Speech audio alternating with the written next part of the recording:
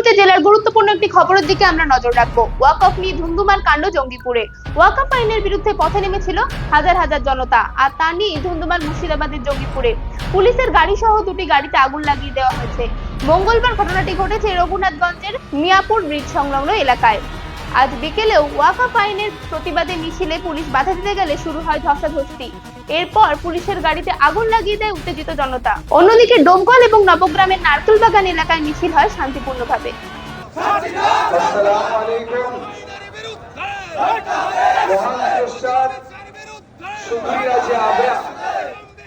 আবার আমাদের ইমানি পরীক্ষা দেওয়ার জন্য জমিয়ত উলামার নেতৃত্বে এবং অন্যান্য ব্যক্তিবর্গ আমাদের এই প্রোগ্রামে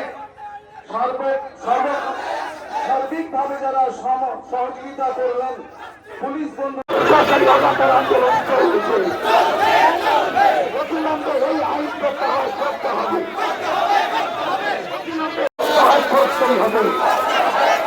এই আইন তোমাকে প্রত্যাহার করতে হবে। আন্দোলন চলছে,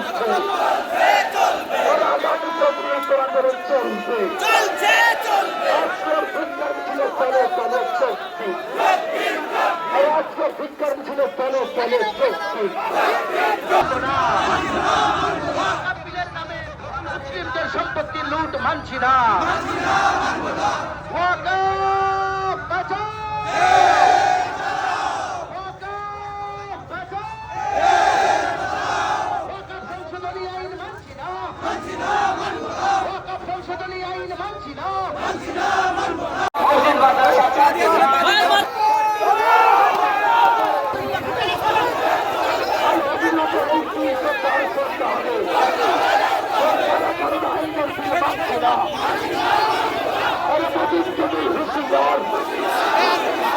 ওয়াকফ আইনের বিরোধিতায় পথে নেমে ধুন্ধুমার কাণ্ড জঙ্গিপুরে।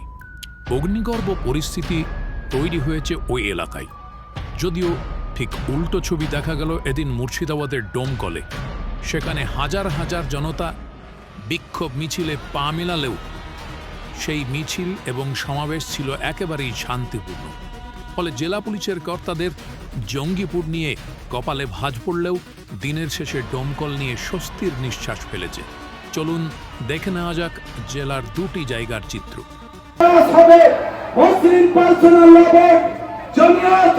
জামাতে ইসলামী আরো অন্যান্য সংগঠনের যারা মাথা আগামী কোরবানি পর্যন্ত ঠান্ডা আন্দোলনের কথা বলেছেন, গ্রাম বাংলা ভারতবর্ষের প্রতিটা নাগরিককে সচেতন করার জন্য। তাতেও যদি কিছু না হয় তো জানবেন ঘি সোজা আঙ্গুলে বের হয় না, আজাদি হতি হ্যায় হর কারবালা কে বাদ। যতদূর যেতে হয় যাব, কখন আজ থেকে বেলে নেন, মোদীকে সরাবো, ওয়াকফ আমরা বাঁচাবো।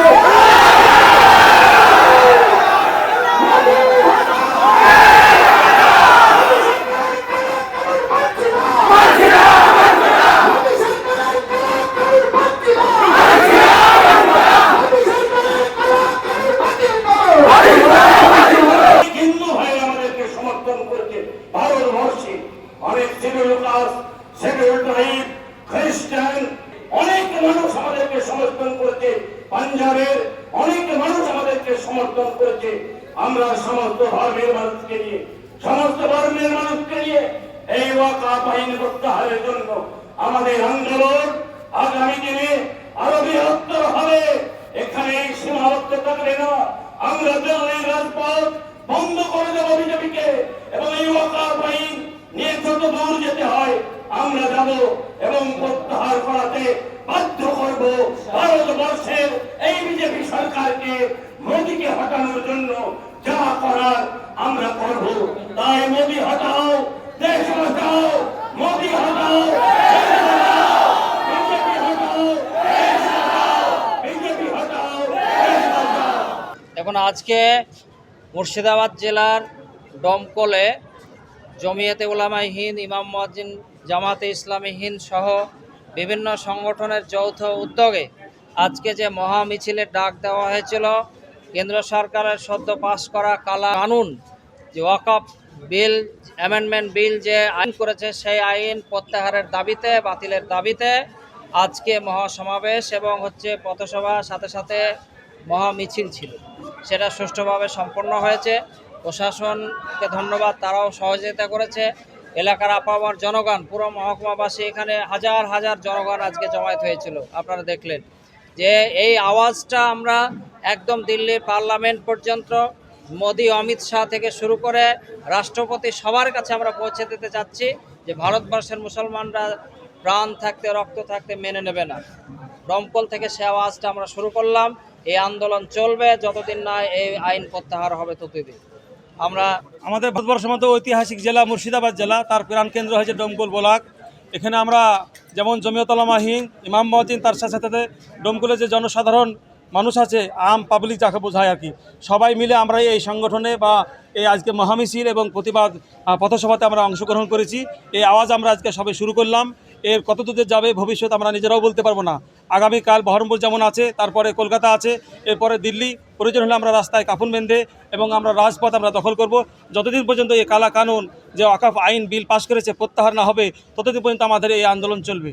আমরা এর আগেও অনেক আন্দোলন হয়েছে, হ্যাঁ, দু একটা এরকম আন্দোলন হয়েছে, কিন্তু এত বড় আন্দোলন খুব কম দেখা গেছে।